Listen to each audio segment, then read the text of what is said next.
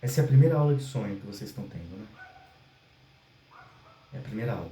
Segunda, tá? A Então, gente teve uma introdução com o Eduardo, com o Edson, bacana. na 2 semanas atrás. Tá, ótimo. Então não chegaram tão cru aqui, né? Então vamos. é, Bom, então a gente está colocando aí, sonho é a realização de um desejo. Mas e esses sonhos angustiantes? Que parecem não ter nada a ver com o desejo, né? Para a gente entender como isso funciona, a gente tem que lembrar da questão de como que o aparelho psíquico é estruturado, né? Você tem lá inconsciente, pré-consciente e consciente.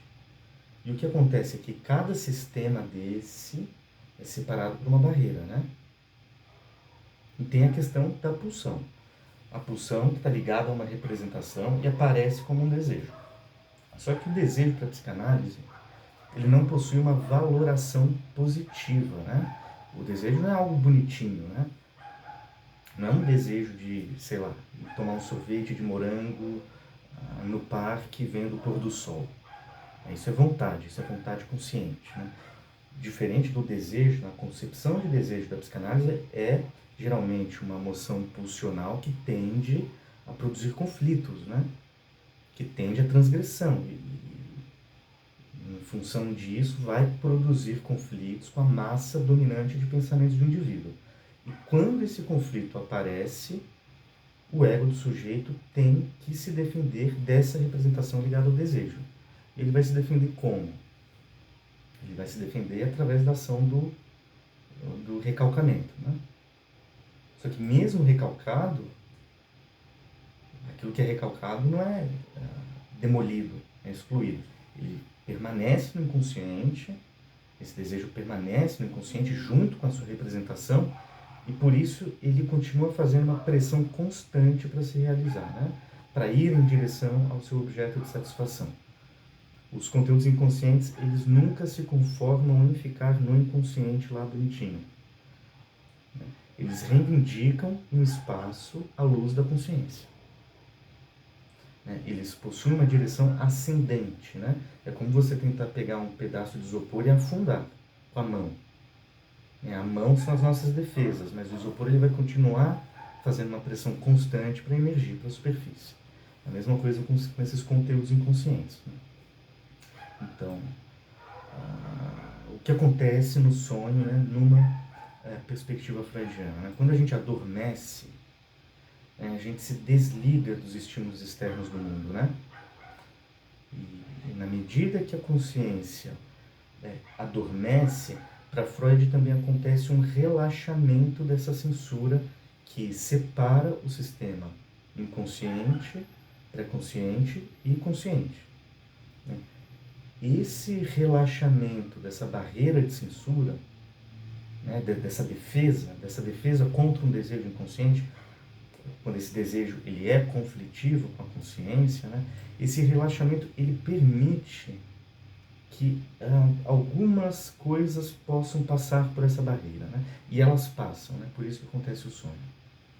Então, só que quando a gente acorda e lembra do sonho e tenta colocá-lo numa ordem, numa narrativa, o que está acontecendo é que a gente não tem acesso diretamente àquilo que foi sonhado. Né? A gente tem acesso a uma narrativa, né? A uma lembrança. E a gente tenta transmitir isso para o outro. Né? E quando a gente faz isso, né, quem está fazendo isso é o ego, que tenta colocar essa experiência em uma determinada ordem. Né? Só que na medida que se faz isso e é o ego que faz isso, né, quem está fazendo isso é justamente aquela mesma instância que também se defende do desejo inconsciente. Né?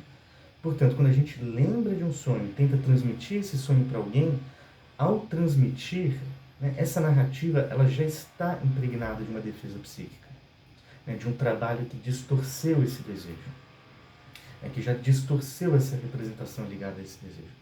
Então aparece no sonho, só que de uma outra forma. Né? É isso que Freud vai chamar de elaboração secundária, né? Uma elaboração que já acontece sob o domínio do ego consciente. Né? É isso que vai diferenciar o conteúdo manifesto do conteúdo latente. O conteúdo manifesto ele já está distorcido por uma defesa. Né? Isso aqui explica muita coisa relacionada à aparência do sonho. Então, conteúdo manifesto e latente, vocês têm compreensão disso? Vamos entrar nisso aqui então.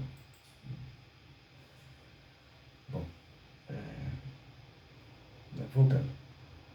Para a gente compreender como que um sonho de angústia, ou um sonho muito aleatório, um sonho muito desprovido de sentido, ele tem, né, em última análise, relação com o desejo, é necessário compreender os mecanismos que transformam o conteúdo latente em conteúdo manifesto. O conteúdo latente do sonho, pessoal, é a matéria-prima do sonho. É onde reside o desejo inconsciente. O verdadeiro significado do sonho, ele está no conteúdo latente. Ele é composto por desejos, é composto por pensamentos inconscientes, né, que muitas vezes são inaceitáveis, né, ou são perturbadores para a nossa mente consciente. A mente trabalha com o princípio de constância. Um elemento perturbador vai perturbar esse princípio, portanto ele deve ser expulso da consciência. Então, o conteúdo latente é o desejo inconsciente, no seu estado bruto. O conteúdo manifesto é o conteúdo como ele é recordado pelo sonhador. Como que esse conteúdo é narrado pelo sonhador. É uma versão deformada do conteúdo latente. É uma versão modificada pelas defesas, né? Então,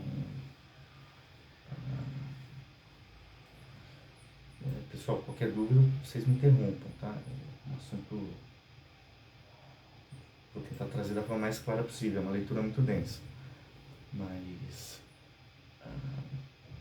Então, você tem ali o conteúdo latente, é o desejo. Esse desejo ele só pode atingir a mente consciente se ele aparecer distorcido. Tudo que é inconsciente, aquilo pode emergir para a consciência, mas ele precisa estar disfarçado para ele se tornar mais palatável para a consciência. Né? O objetivo principal dessas defesas, quando a gente fala dessas defesas, estou falando do ego. O ego é o responsável por utilizar os mecanismos de defesa. Né? Então, qual que é o objetivo das nossas defesas? Pegarem esses desejos, transformá-los, deformá-los, antes que eles possam atingir a consciência. Né? O objetivo é proteger o sonhador de acessar diretamente seus desejos e pensamentos inconscientes. Na medida em que ele tivesse acesso a esses desejos e pensamentos de uma forma muito direta, isso iria perturbar o sono. É por isso que o sonho é o guardião do sono. Tá claro isso, pessoal? Uma dúvida? Claro, Eduardo. Mas, Érica, pode falar, Érica. Então, o ego é a mesma instância que ele vai apresentar o desejo e, ao mesmo tempo, ele vai criar mecanismos para que esse desejo não seja descoberto. Ou seja, ele quer atender o desejo. Ele apresenta o sonho. O conteúdo é apresentado no sonho, que é o manifesto. O desejo... Mas, ao mesmo tempo, o ego, ele apresenta esse conteúdo, ele quer... ele precisa organizar isso. Esse conteúdo vem do id. Ele vem do id. O desejo vem do id. O ego só pega esse desejo e dá uma melhoradinha nele para ficar mais palatável para a consciência. Então, o mesmo ego que recebe essa demanda do id, ele distorce aquilo e apresenta. Isso. Ele vai apresentar que é o manifesto. Isso. Mas o próprio ego também quer atender aquele desejo. Também. Esse é o conflito, né? É isso mesmo. Então, foi isso mesmo que eu entendi, ok. Sim. O ego tem que atender aos seus três senhores, né? Ele tem que atender às demandas do id, considerando as reivindicações do superego e considerando o princípio de realidade, né? Ele está ali na corda bamba, né?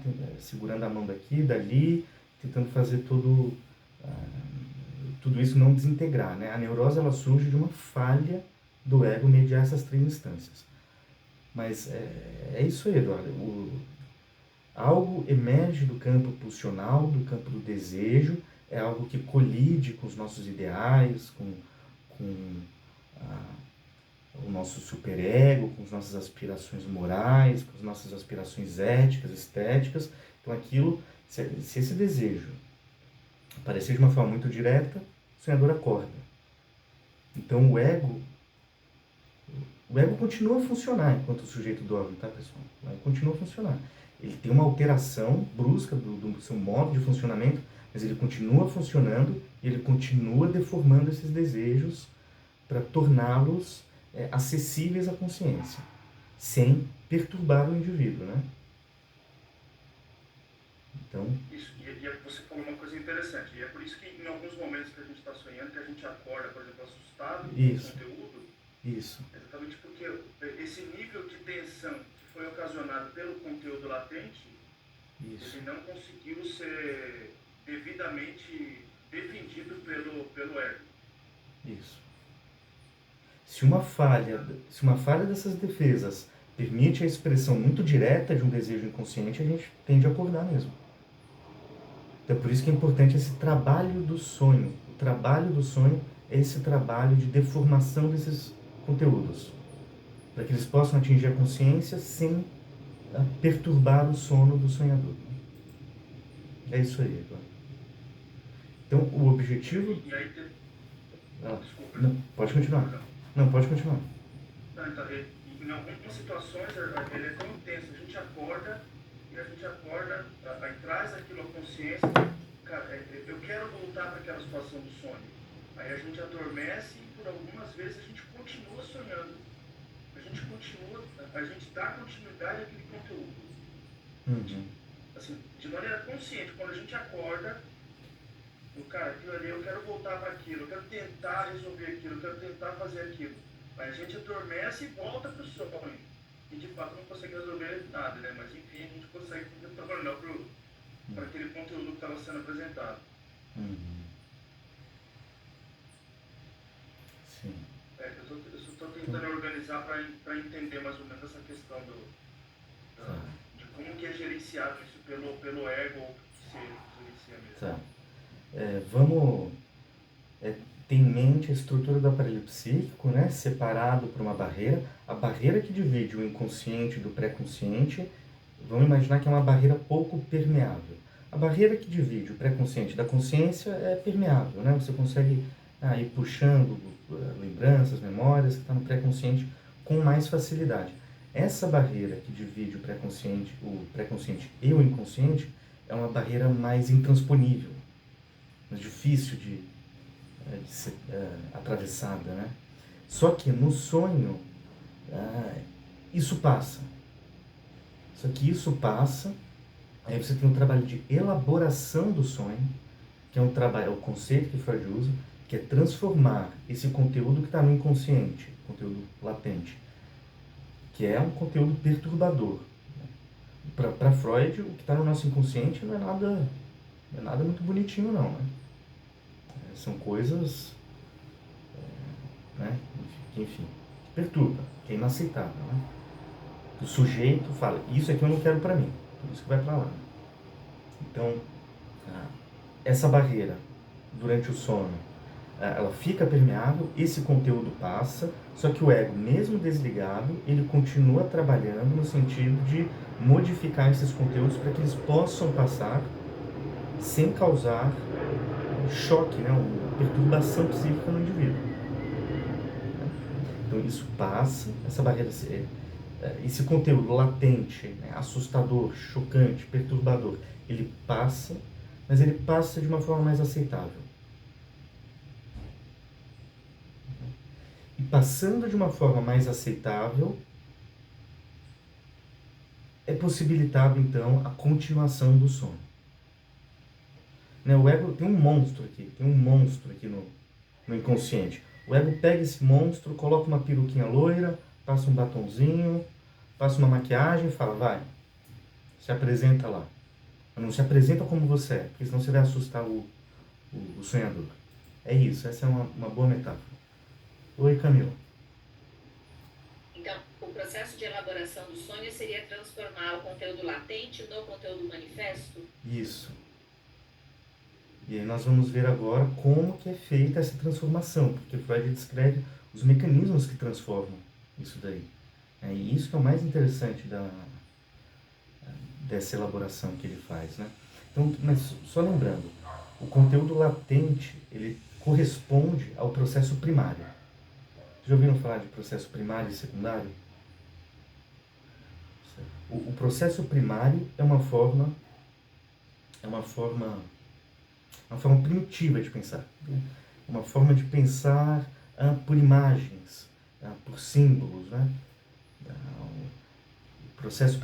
O processo primário é uma forma de pensar que não obedece aos critérios da racionalidade, da razoabilidade, uma forma de pensar que não está submetido ao princípio de realidade. O processo primário está ligado com o princípio do prazer. Então, o processo primário é um modo de funcionamento do inconsciente, ilógico, irracional, atemporal, amoral. O afeto circula entre várias representações, sem passar pelo crivo da racionalidade, da razoabilidade, das funções cognitivas superiores, né, ligadas ao pensamento racional. Esse é o modo de funcionamento do inconsciente, né? Só que esse processo primário, ele não acontece só durante o sono, tá, pessoal? Ele pode ser visto também de uma forma menos intensa durante a vida de vigília, né? Por exemplo, como ocorre nas fantasias, por exemplo, né? Nos devaneios, né? No campo da arte, da criatividade. Tudo isso é processo primário, é o inconsciente se manifestando ali, né? Você chega na pessoa e fala, que bicho te mordeu, fulano? Parece estar no mundo da lua, tá ali, ó, no processo primário, né? Está com um funcionamento muito inconsciente. Então, assim, na transferência acontece também o processo primário. Né? No processo primário, o sujeito vai lá e começa a tratar o analista, fala, olha só, você tem a mesma barba do meu pai. Aí o analisando começa a tratar o analista como se fosse o pai dele. Né? Ou como ele gostaria de ser tratado pelo pai. Né? Então o sujeito... isso é processo primário. Né? A libido ela vai se conectando a várias representações sem passar pelo crivo da razão. Né? Isso acontece, por exemplo, já ouvi de um... Todo mundo já deve ter ouvido isso, né? O sujeito vai numa loja, essa atendente aqui, ela parece minha tia. A mesma voz dela, o mesmo nariz dela, o mesmo cabelo dela, pronto, já não gostei dela. O que ranço dessa atendente aqui. Isso é processo primário. Oi, Danilo. Oi. Então, eu tenho uma questão sobre essa coisa do sonho ser a realização do desejo, né? Esse desejo, que é a força motriz do sonho, vai ser um desejo infantil, não vai ser um desejo que eu tive há uma semana atrás, certo? Um desejo de piano, um desejo que vem de tempos primeiros, certo? Sim, Danilo. Ele pode até ter uma roupagem diferente dependendo do que acontece no meu dia e tal, né? Uma coisa que eu fiz hoje, ontem, pode evocar lembranças do passado, mas enfim. A minha questão essa deformação onírica, né? Não, é que assim, os desejos infantis, né? Não tem tantos desejos infantis diferentes assim.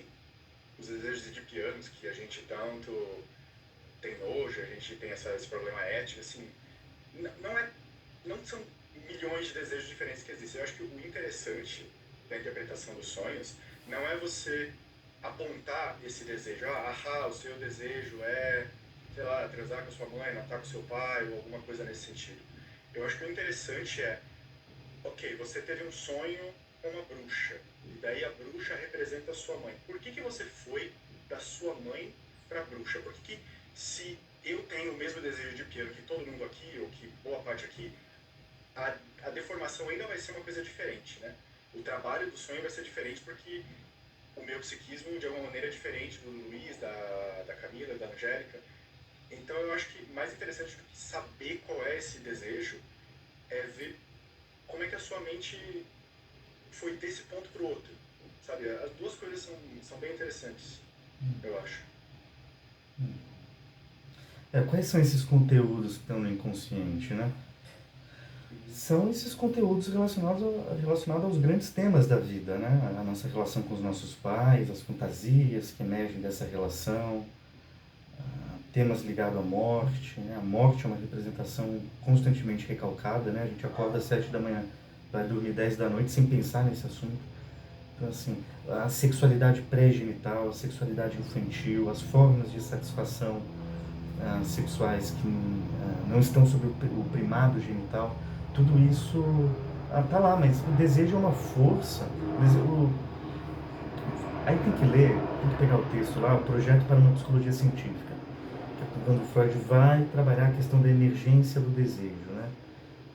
Está ligado com uma interdição, com uma impossibilidade, né?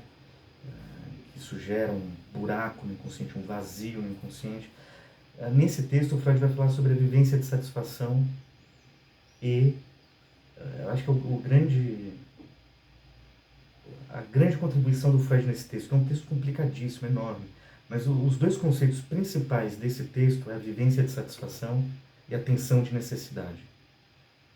O desejo é uma força que mobiliza o sujeito para uma ação com vistas a reduzir a tensão interna do aparelho psíquico. Então, assim,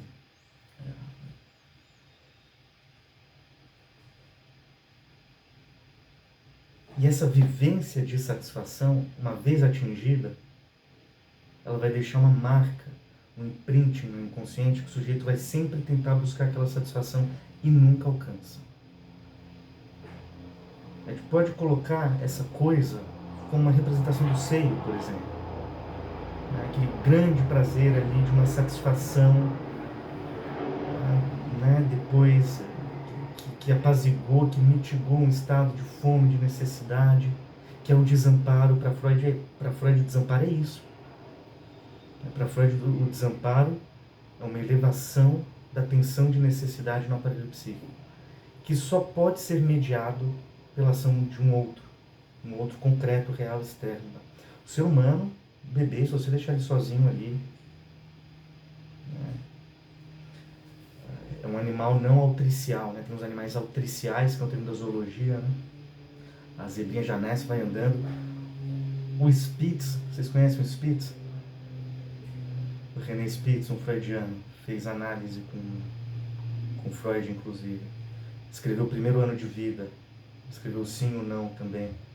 Ele trabalhou em instituições onde os bebês eram alimentados mecanicamente, né, pelas enfermeiras. Só ia lá e alimentava e tchau, né? Esses bebês desenvolviam graves problemas, né? Porque o ser humano ele é pulsional, ele precisa de algo a mais, né? Ele precisa de uma carga afetiva ali, né?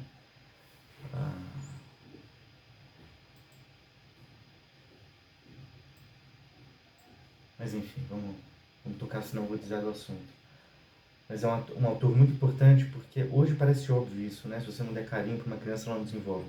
Mas naquele tempo acreditava que só você suprindo as necessidades, contemplando as necessidades mais básicas e deixasse o bebê ali, ele se desenvolveria razoavelmente bem. E Spitz mostrou que isso não acontece. Alguns até chegavam a morrer, né, inclusive. Mesmo estando alimentados, etc. e tal.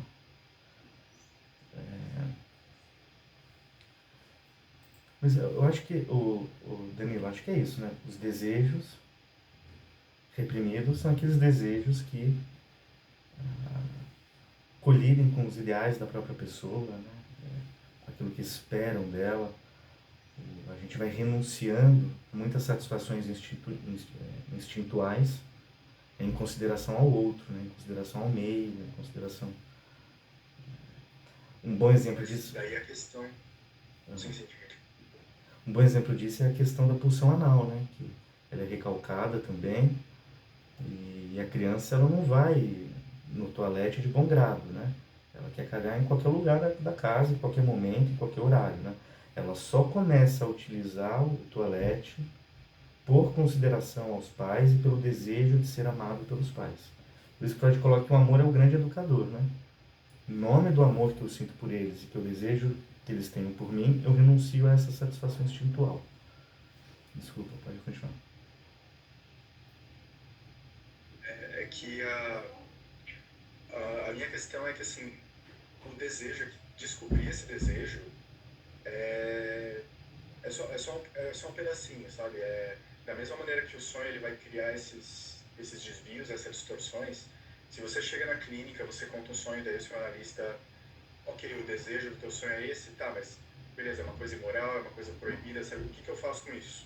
Como que eu na minha vida eu vou dando uma desviadinha para conseguir realizar esse desejo de alguma maneira, sabe? Tipo, eu acho que esse movimento da pessoa, ok, como que eu banco meu desejo, como que eu sublimo isso de alguma maneira, é até um certo paralelo do que o sonho faz, né, com essa distorção.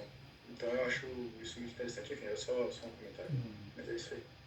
Veja que é diferente, né, Danilo? Um paciente chega para você numa análise e aí durante o discurso dele, ele troca o nome da irmã dele. Né? A irmã dele se chama Marta e aí durante uma falha ele chama ela de Morta. A Marta vira Morta, vamos supor. Eu posso chegar para ele e falar, olha, você cometeu esse lapso porque existe um desejo inconsciente de morte da sua irmã. Mas veja que eu posso fazer isso, mas aquilo vai penetrar o ego dela de alguma forma. Mas veja que é diferente da própria pessoa parar, perceber o que está falando e se responsabilizar pelo que ela falou, pelo desejo dela. É muito mais interessante você, ao invés de ficar apontando, interpretando, com esses excessos de interpretações, você criar um ambiente favorável para que o próprio sujeito possa ir construindo isso. Oi, Eduardo. Eu tenho uma certa dificuldade só de entender que todos esses desejos que a gente tem ao longo da vida, eles estão relacionados apenas com a infância. De maneira que acho que na medida que a gente vai crescendo, a gente apenas modifica a roupagem desses desejos e continua trazendo eles da infância, entende? Se a gente não tem outros tipos de desejo com intensidades diferentes ou até menores, que possam ser levados ao longo da vida. E, por exemplo, de repente, sei lá, um adolescente que queria determinada coisa, sei lá, um videogame, e aí ele não pediu para o pai não atendeu, e aí ele fica com aquilo na cabeça e sonha com o videogame, entende? E aí relacionar esse desejo que ele tem, que naquele momento é emocionalmente significativo, é relacionar isso com o desejo que ele teve lá na infância. Que embora seja um desejo relevante, né, como pelo exemplo que é o comum, que o menino quer transar com a mãe, e dele levar isso para a vida inteira e só modificar a roupagem dele, entende? Gente, o Édipo não é isso, pessoal. O Édipo não é querer transar com a mãe. Não é uma coisa de relação genital. É uma questão de você querer ter o corpo dela, ser possuído pelo corpo dela, de uma fusão, de um retorno a uma simbiose, de retorno a uma época onde eu não precisava ser uno, ego separado do outro. Essa coisa de transar está relacionada ao coito genital, e a criança nem tem isso. Não, eu trouxe essa questão porque enquanto expressão comum, enquanto expressão popular, né? não teoricamente fiel, mas que a ideia que se tem e que o público comum que de repente não tem um contato com a psicanálise, ele vai levar isso para a vida inteira, vai ter um contato com a mãe, é aquele adolescente, aquele adulto que não sai de casa, tem um contato extremo com a mãe, e que ele tem esse desejo de ficar com a mãe por algum motivo e vai levando isso para a vida inteira. Que ele não consegue resolver esse desejo, ele não consegue ter outros tipos de desejo. Será que ele não traz no sonho outros tipos de desejo que apareceram quando ele já era adulto?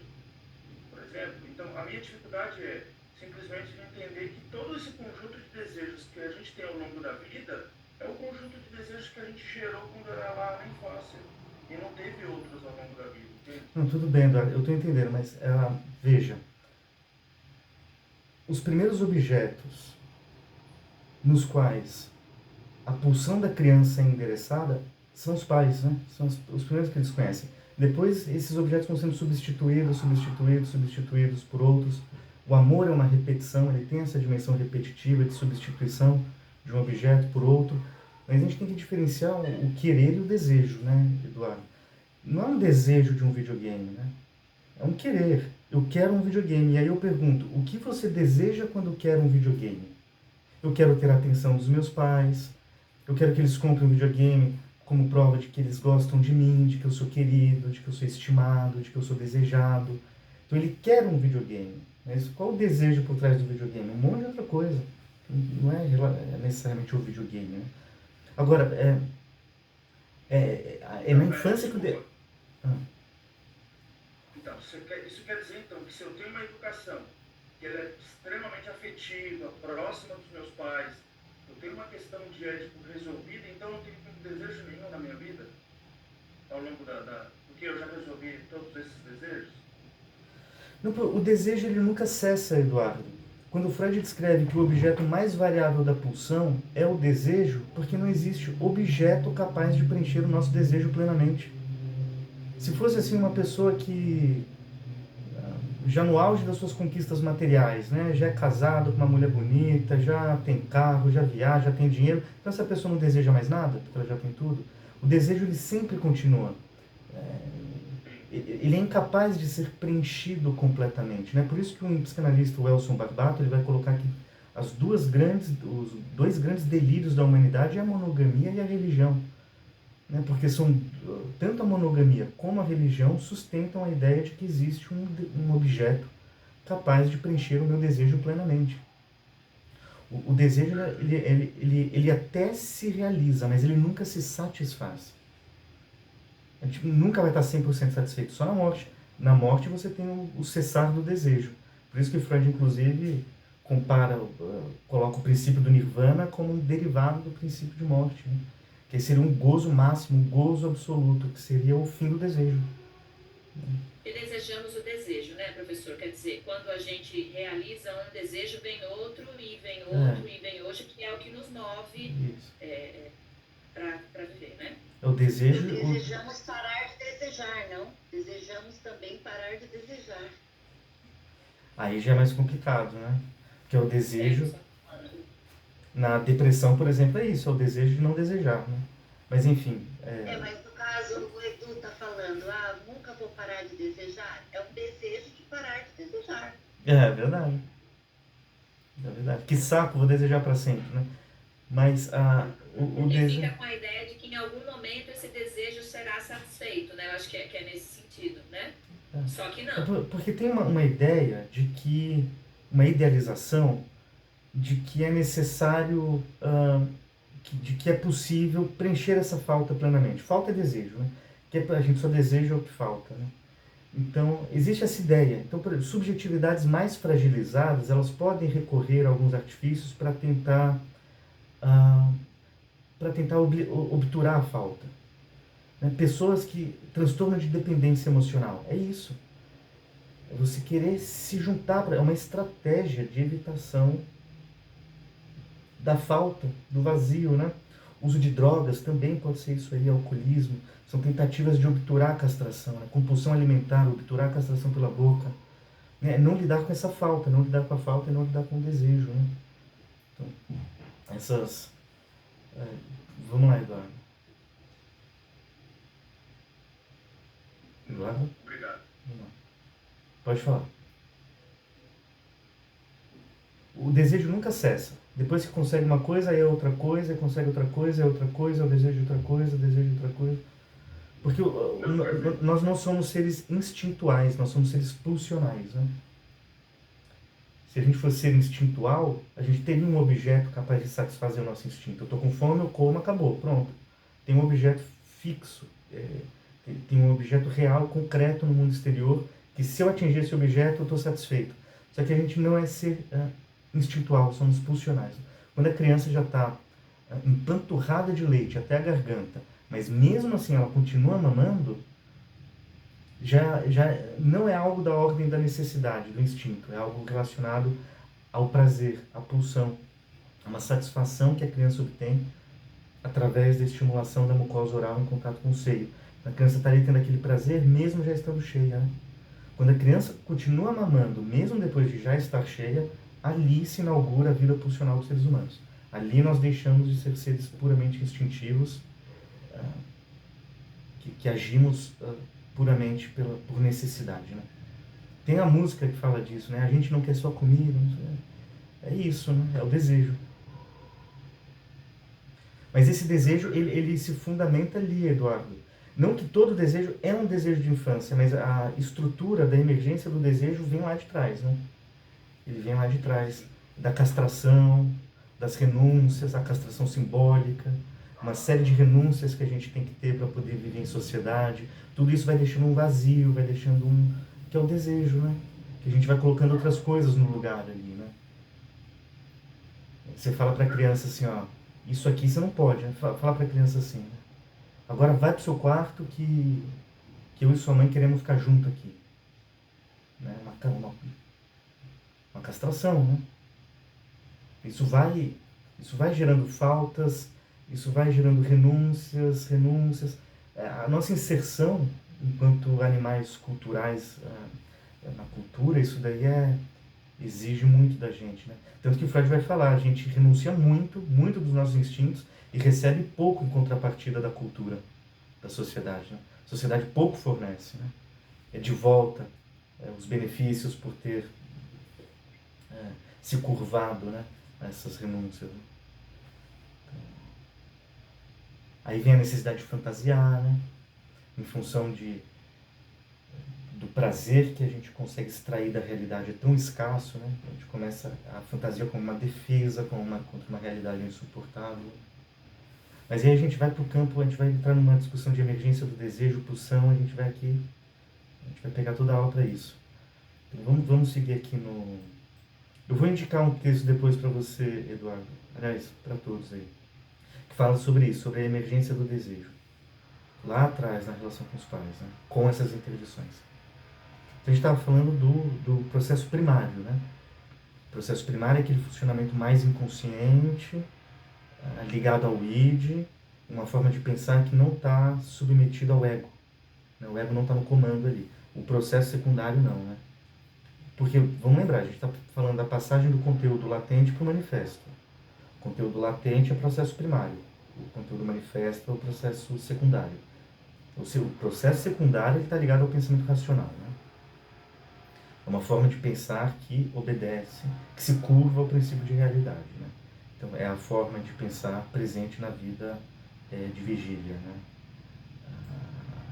Em geral, né, o princípio do processo primário está ligado ao princípio do prazer, né, que está ligado ao imediatismo, né, a exigência de prazer imediato, né, está ligado ao desejo, ao inconsciente. Já o princípio de realidade, ele faz uma exigência oposta, né, uma exigência no sentido de postergar o prazer. É isso que diferencia a criança do adulto. O adulto consegue postergar o prazer imediato em troca de um prazer mais seguro, mais sólido a longo prazo. Né? Tem até o teste do Marshmallow, não sei se vocês conhecem, um teste feito, conhecem, né? Aquele que deixa a criança e diz que ela não pode comer. Essas crianças se desenvolviam melhor, né? As que não eram imediatistas. Né? Como que é? Alguém quer explicar para Malfa? Como que é, cara? Eu acho que põe uma criança ali na frente de doces, marshmallows, seja lá o que for, e diz para ela que não é para ela comer. Duas crianças. Aquela que consegue esperar o momento ali combinado, me parece que se desenvolve melhor do que aquela que tem essa ansiedade, essa compulsão e cede ao desejo. Né? Era isso, né, professor? É isso. Ela lida melhor com frustração na vida adulta depois, se desenvolve melhor, né? Então, legal. Tá, então agora a gente vai entrar na questão. É importante mesmo para entender o sonho. Né? Então, o que interessa a Freud é essa passagem do conteúdo latente, conteúdo do processo primário, para o conteúdo manifesto. Por que isso interessa ele? Porque compreender aquilo de que o sujeito se defende interessa muito do ponto de vista clínico, né? Que a ideia da psicanálise é essa, né? O sujeito ele se defende de algo. Quando o sujeito comete um ato falho, depois ele fala, ops, não era isso não. Essa é a impressão que passa, é que o sujeito ele se defende de uma outra instância dele e faz parte do processo de análise descortinar esses mecanismos. Né? Então, Quais são os mecanismos que Freud cita como sendo responsáveis pela deformação dos sonhos, que ocorre nessa passagem do latente para o manifesto? Alguém conhece algum mecanismo? Condensação. Condensação, deslocamento. Isso. Simbolismo. Isso. O Danilo leu ali o capítulo 6 e 7, hein? Alguém mais leu? Como que é a condensação, Danilo? Quer explicar aí? Condensação é quando você tem uma imagem no sonho que representa vários elementos diferentes da vida do sonhador. Você pode ter uma pessoa com vários rostos, enfim. Exatamente. Exatamente. Então, na condensação, você tem a sobreposição de várias representações, né? Essas representações, elas podem se sobrepor e ser expresso, por exemplo, nesse sonho que o Danilo colocou, de uma combinação de pessoas, por exemplo. Ou um sonho de combinação de atributos físicos. Isso é muito comum de escutar também, né? Você sonha com uma mulher que tem o rosto da mãe, mas tem o cabelo da tia, tem o nariz da irmã, a voz da prima. Enfim, né? Então... Isso também combina com a ideia de que o sonho sempre traz os opostos juntos. Por exemplo, eu posso sonhar com um pozinho branco. Eu não sei, pode ser sal, pode ser açúcar, pode ser cocaína. É tudo ao mesmo tempo. Não existe contraditório no inconsciente, né? Não existe os opostos, né? Então... por isso que... Não existe. No inconsciente não existe o não, né? Tem que ler o texto A negativa, né? Não existem os contraditórios, né? Os extremos opostos, eles estão lado a lado no inconsciente. Tanto que Freud vai falar que existe uma equivalência simbólica no inconsciente de fezes e dinheiro, por exemplo. Né? Porque essa substância mais valorizada socialmente, a mais desprezada socialmente, no inconsciente elas ficam juntos, né? E a gente vê isso em expressões populares aí, né? Tô cagando dinheiro, tô não sei o quê. Porque existe essa equivalência simbólica, né? Dos extremos opostos no inconsciente, eles estão juntos. Assim como ele é atemporal também. O que aconteceu ontem, que a gente vivenciou quando era criança, no inconsciente está assim. Está colado, ele é atemporal. Né? Então tem a condensação, é um dos mecanismos. Tem o de combinação de pessoas, né, Danilo? Mas tem o combinação de lugares também, né? Que é muito comum isso daí. Você sonha lá com a casa da sua avó na infância, mas ao mesmo tempo a casa da sua avó na infância era o seu local de trabalho atual e era a sua casa atual também. Então esses elementos eles se condensam, né? Então esses vários elementos... Oi? Pode ir. Você pode ver isso, por exemplo, nos quadros surrealistas, né? Eles têm várias coisas aí significando um deserto, que é um restaurante ao mesmo tempo. Tipo, isso que é bem legal. É bem interessante. Eu penso sempre isso como quase que uma tentativa de voltar a essa simbiose lá do Édipo com a mãe. Sabe, esse processo de juntar de novo? Porque junta, né? Que aglomera as coisas. Mas não sei se é... Eu tô viajando, tá, professor? Na boa, pode ir. Não, estamos aqui para isso. Eu acho que é a primeira vez que eu ouço não opostos, aí me veio paraíso e inferno. Será que essas ideias de paraíso e inferno vieram dessa coisa de não opostos? Tudo pode, ou nada pode, ou é tudo nada? Sei lá, meio... Viajei, mas... Interessante não opostos, hein? Tem um texto do Freud, que acho que é Caráter e Erotismo Anal, que ele vai falar que o diabo é o resquício da nossa vida instintual que não sucumbiu ao recalque, né? Mas a gente pode abordar isso do campo sociológico, antropológico, né? Religioso, forma de controle, enfim, tem muita coisa. Né? Acho que tem um texto bem legal sobre esses opostos, Renata, que é aquele que ele fala das palavras antitéticas. Primitivas. Palavras primitivas e tal. Acho que você vai gostar, já que gostou da ideia de opostos, que está presente em tudo, inferno, céu, bom, mal. Nossa, explodiu tudo aqui. Essa é a primeira vez que eu... É bem legal.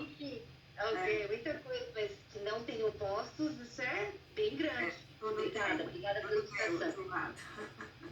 E aí eu já viajei de novo e já pensei no xiste, gente, porque também faz um pouco desse movimento, não faz?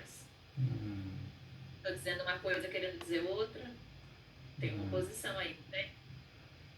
O xiste, né, a piada, no geral, podem observar aí, né?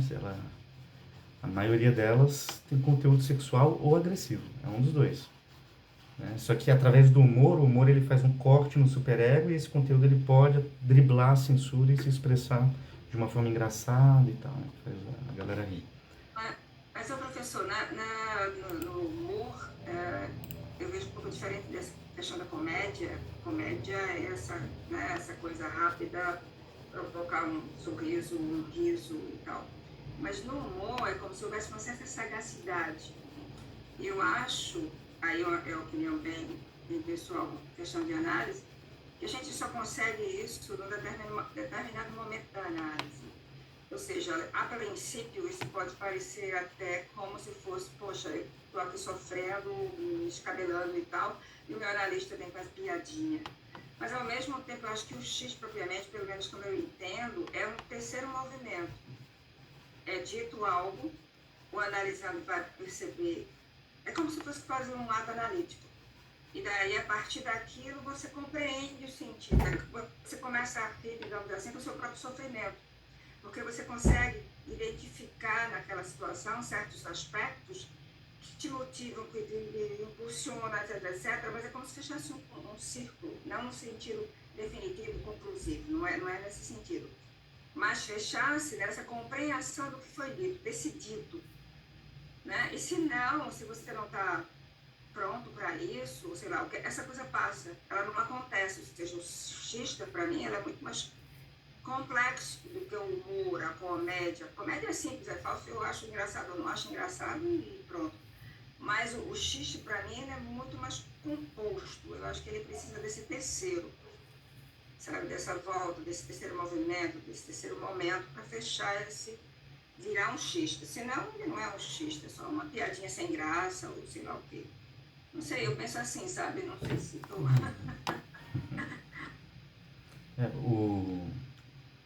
O humor é um mecanismo de defesa também, né? Não é só sublimação que é um mecanismo... É um mecanismo de defesa maduro, né? Você tem ali ascetismo, sublimação, humor, enxergar o aspecto cômico de uma situação trágica. Tudo isso são mecanismos de defesa maduros. Você tem 3 níveis de mecanismo de defesa, né? Os maduros, os neuróticos e os mais primitivos, né? As defesas mais primitivas geralmente terminam em ão, né? Cisão, projeção, negação, idealização. Porque para você chegar a rir de si mesmo, você precisa entender aquele sofrimento no outro contexto. Você não está zonando ou dizendo que o teu sofrimento não é nada, ou que aquele atua. Não, eu acho que não é isso. É uma outra compreensão. Né? Aquela parte, eu acho, um pouco daquela pergunta, o que eu faço com isso, depois de identificar uma série de coisas no seu percurso de análise, o que eu faço com isso? E agora? Eu estou com essa minha história toda nas minhas costas, e eu vou para onde? Eu faço o que com isso? Então, eu acho que nesse momento, se o analista vem alguma coisa que ele possa, ou intencionalmente ou não, seja o que for, aí você consegue perceber, é como se você encaixasse aquele sofrimento de uma outra maneira. Né? Você visualiza a ponto de você chegar a rir de si mesmo. Sabe? De si mesmo ou daquelas situações que te fizeram sofrer tanto, sei lá, mas sem ser uma coisa jocosa, sem ser depreciativa, sem ser desvalorizando, entendeu? Eu adoro o xista, né? Eu sou um pouco suspeita. Eu acho um processo, assim, fantástico, sabe? Mas é uma coisa, assim, muito interpretação minha, etc. Sempre em vivência de análise, né? Por isso que eu vejo isso assim.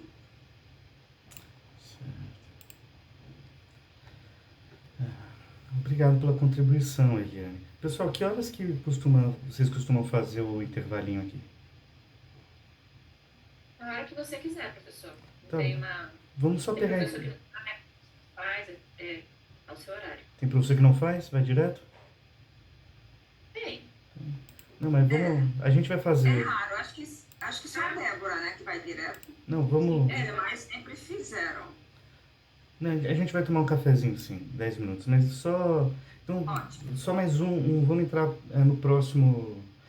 lembrando aqui, a condensação é o mecanismo de deformação onírica responsável por tornar os sonhos incompreensíveis, né? Muitas vezes em função da condensação que o sonho ganha esse aspecto bizarro, né? E se você pedir para o paciente associar esse elemento que foi condensado, as associações podem se ramificar para várias direções, né? Em função dessa sobreposição de representações, desejos e ideias. E qual é o outro mecanismo que a gente tem aí? O Danilo falou deslocamento, né? Deslocamento, né? Alguém consegue tentar falar um pouquinho sobre o deslocamento?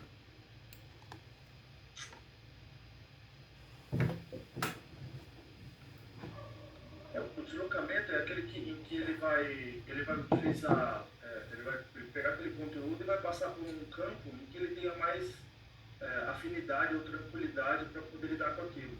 Então ele, sei lá, de repente ele está muito bem no trabalho, ele vai pegar aquele conteúdo, ele vai jogar lá no trabalho e tudo que vai acontecer daquela maneira para ele conseguir lidar melhor com aquela situação.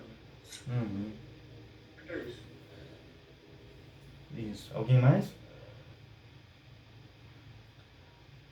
O deslocamento é quando você muda, por exemplo, a importância dos eventos no sonho. Você tem uma coisa muito importante que está lá no fundo, que é mencionado meio de passagem, enquanto aqui no meio está uma confusão e ninguém sabe o que acontece. Exatamente. E só uma coisa que a Renata me lembrou, né, quando ela comentou essa coisa dos extremos, né, do céu e do inferno. Tem esse mecanismo de defesa da cisão, né, que quando a gente está ansioso, nervoso, a gente separa as coisas em bom e mal, fraco e forte. E é curioso que é meio que o contrário da condensação, né? Que para a condensação, para as coisas do inconsciente virem até nós, a gente condensa. Para a gente ter um mecanismo de defesa, para não quero saber, e a gente separa. É bem legal isso. Você desloca, tira a atenção de um determinado ponto e passa para um outro.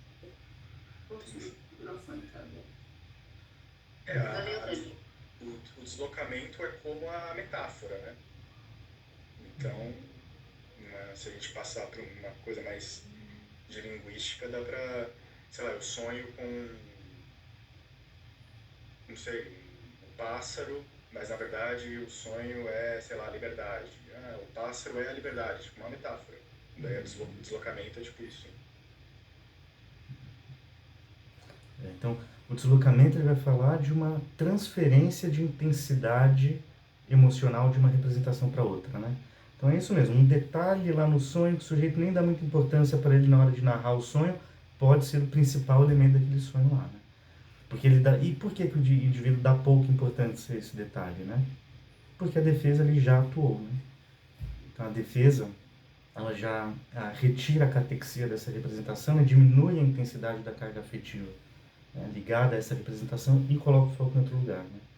Então é um processo que envolve a transferência de carga afetiva de um pensamento, de uma imagem, para outras menos ameaçadoras e mais aceitáveis para o ego, né? O deslocamento ajuda a disfarçar esses desejos e pensamentos do conteúdo latente, justamente tornando eles mais difíceis de serem detectados no conteúdo manifesto, né? Então, por exemplo, a gente pode um exemplo que é comum, né, frequente. O Joãozinho sonha que ele está furioso, né? Ele está completamente enraivecido com uma pessoa lá. Só que no sonho ele não sabe quem é a pessoa, né? Ou a pessoa aparece sem rosto, né, como um desconhecido, né? Então esse sonho pode revelar sentimentos reprimidos de raiva, sei lá, de algum familiar, por exemplo, né? E esse familiar é substituído por um alvo desconhecido, né? Como uma forma de permitir a expressão desses afetos de uma forma mais segura, né? Então, ou você sonha que você está correndo num campo aberto, né? E aí você está correndo em direção a uma bola, e aí quando você chega, você dá um chute na bola com muita raiva, muita força, a ponto da bola explodir, né?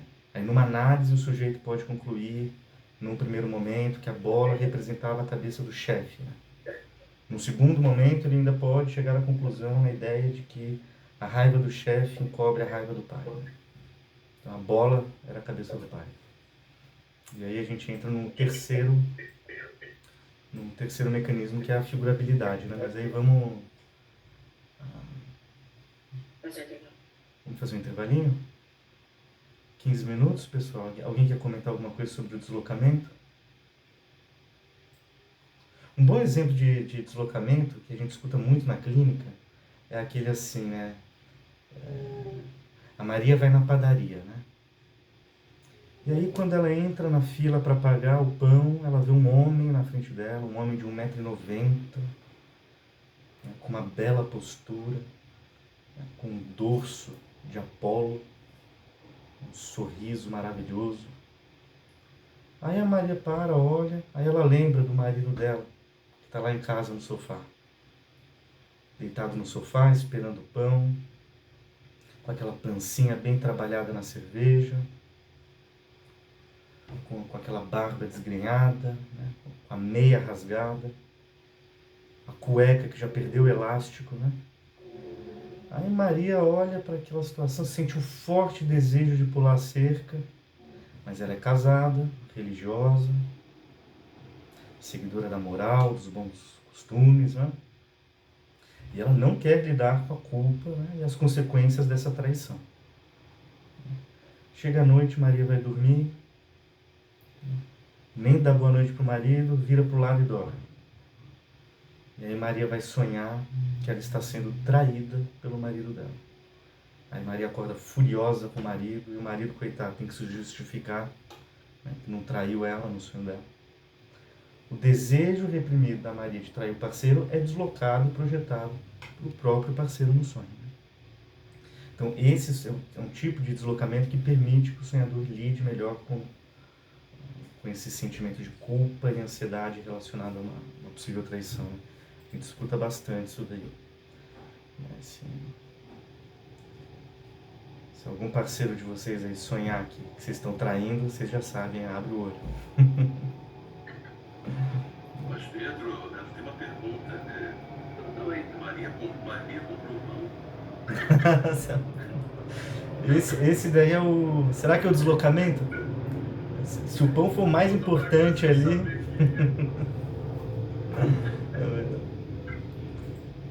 Tá bom, pessoal. Então 15 minutinhos, né? Ah, legal. Obrigada. Até já.